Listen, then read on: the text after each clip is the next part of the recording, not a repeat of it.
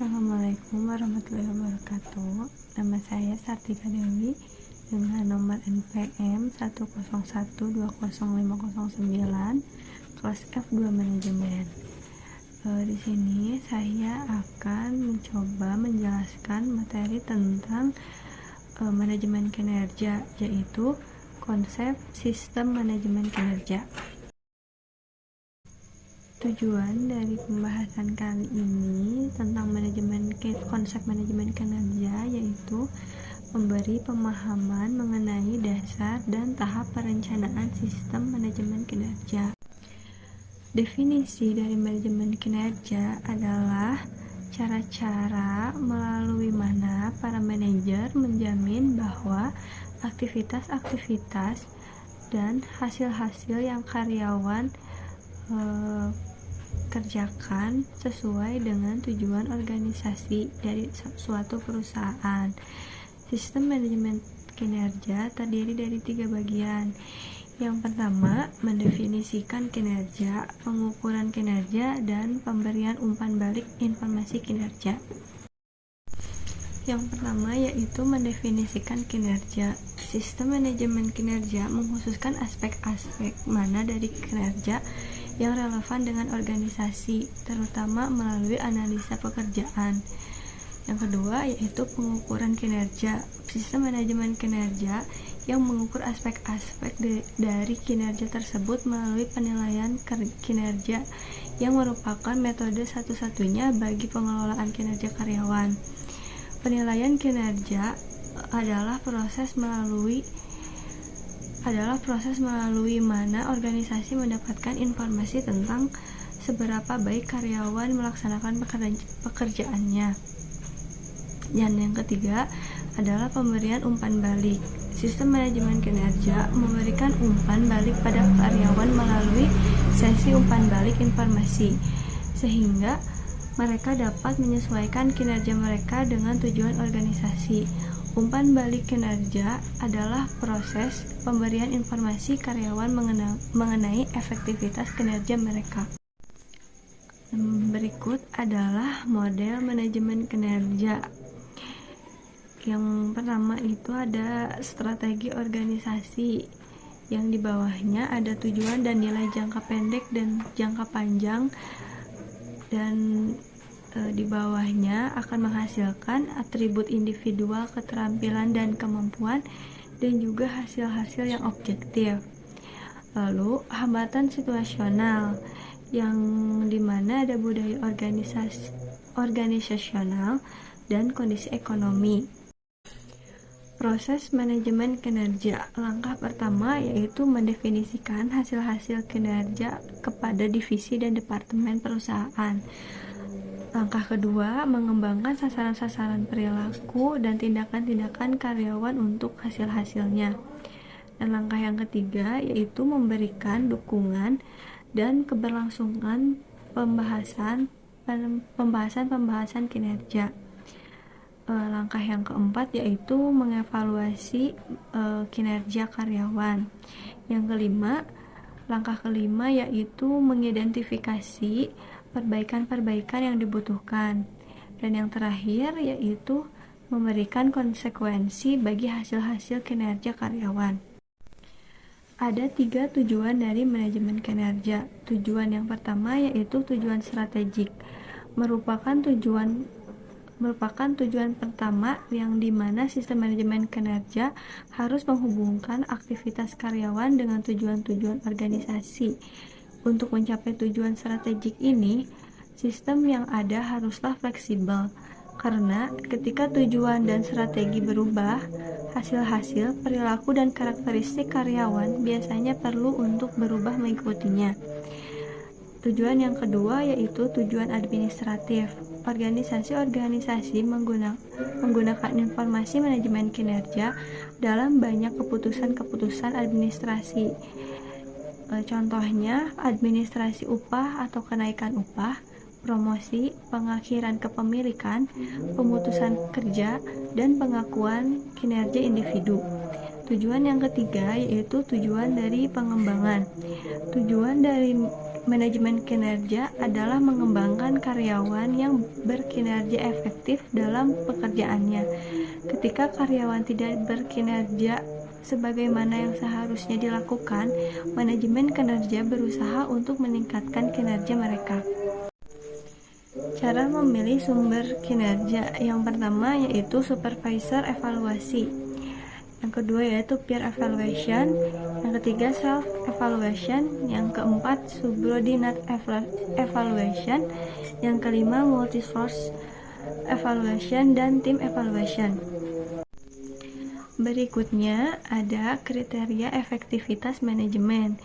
Yang pertama yaitu direction sharing, yaitu mengkomunikasikan tujuan tingkat tinggi organisasi ke seluruh organisasi dan kemudian menerjemahkannya ke dalam suatu tujuan setiap departemennya. Yang kedua yaitu role clarification, yaitu menegaskan peranan setiap karyawan terkait dengan pekerjaannya sehari-hari.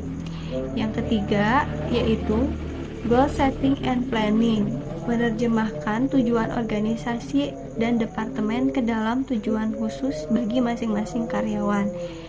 Berikutnya yaitu goal alignment, yaitu memudahkan setiap manajer untuk melihat keterkaitan antara tujuan karyawan dan tujuan-tujuan dari departemen dan organisasi.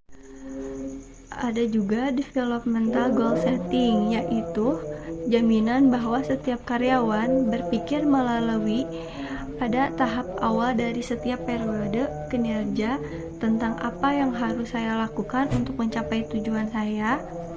Yang kedua adalah ongoing performance monitoring, yaitu penggunaan komputer basis sistem yang mengukur dan kemudian meng-email kemajuan dan laporan pengecualian berdasarkan pada kemajuan individu terhadap pemenuhan tujuan kinerjanya. Berikutnya ada ongoing feedback, yaitu tatap muka dan umpan balik terkomputerisasi terhadap kemajuan dari pencapaian tujuan. Berikutnya adalah coaching and support, yaitu harus menjadi bagian yang satu dari proses umpan balik. Yang berikutnya performance assessment merupakan salah satu elemen dalam manajemen kinerja. Berikutnya reward, recognition, dan compensation. Seluruhnya memainkan sebuah peranan dalam memberikan konsekuensi yang dibutuhkan untuk menjaga arah tujuan kinerja karyawan agar tetap dalam jalurnya. Berikutnya itu workflow process control and return on investment management, menjamin bahwa kinerja karyawan terhubung secara berarti melalui pengaturan tujuan bagi keseluruhan kinerja perusahaan yang dapat diukur. Sumber informasi kinerja dapat didapatkan melalui manajer, yang merupakan sumber yang paling sering digunakan dalam informasi kinerja. Yang kedua adalah teman, merupakan sumber terbaik dalam informasi pekerjaan seperti penegakan disiplin, di mana supervisor tidak selalu ada mengawasi kinerja. Yang ketiga yaitu bawahan, biasanya merupakan sumber berharga dalam informasi kinerja ketika akan mengevaluasi seorang manajer. Yang keempat yaitu diri sendiri, sangat jarang digunakan sebagai sumber informasi kinerja, meskipun begitu tetap akan bermanfaat. Dan yang kelima yaitu konsumen, banyak perusahaan yang melibatkan konsumen dalam sistem informasi kinerja perusahaan tersebut. Ada 3 dasar perancangan sistem manajemen kinerja. Yang pertama yaitu 7 kriteria Maskell tahun 1981, yang kedua 7 kriteria Globerson 1996, dan yang ketiga harus dapat mengakomodasikan sistem operasi dari sebuah perusahaan. Yang pertama yaitu 7 kriteria Maskell 1981. Sistem manajemen kinerja harus berkaitan langsung dengan strategi perusahaan. Variabel-variabel diukur secara non-finansial, fleksibel dan bervariasi tergantung lokasi perusahaan. dinamis dan selalu diperbaharui seiring perubahan zaman. Sederhana dan praktis atau mudah dilaksanakan, memungkinkan adanya umpan balik yang cepat bagi operator dan manajer yang bertanggung jawab melaksanakan proses perbaikan.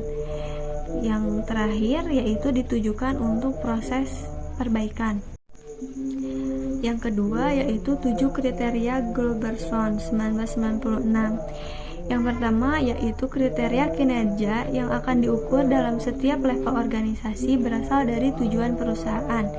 Yang kedua, sistem manajemen kinerja yang dirancang memungkinkan untuk dipakai sebagai alat membedakan antar perusahaan sejenis.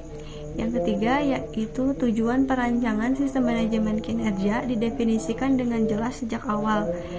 Yang keempat, metode pengumpulan dan pengolahan data yang dipakai didefinisikan dengan jelas. Berikutnya, dalam penentuan besaran variabel, penggunaan rasio variabel lebih disukai dibandingkan dengan penggunaan angka tersebut. Yang keenam, kriteria kinerja yang dirancang di bawah kendali unit organisasi yang berhak mengevaluasinya. Yang terakhir yaitu kriteria kinerja kuantitatif lebih disukai daripada kualitatif. Tahap perancangan sistem manajemen kinerja. Tahap awalnya tentunya ada pondasi, dilanjut dengan informasi dasar, berikutnya adalah perancangan, terus ada penerapan dan penyegaran. Tahap awal atau pondasi. Ada 4 pondasi yang perlu diperhatikan. Yang pertama yaitu kemitraan. Implikasi pentingnya budaya perusahaan secara menyeluruh. Prinsip ini perlu diterapkan agar masing-masing pihak dapat berperan. Yang kedua yaitu pemberdayaan.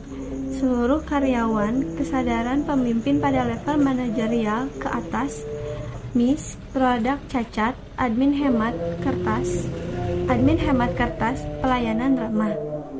Yang ketiga yaitu perbaikan yang terintegrasi.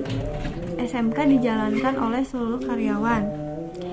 Tim yang mandiri. Penerapan sistem manajemen kinerja diberi kepercayaan otoritas variabel yang ditetapkan.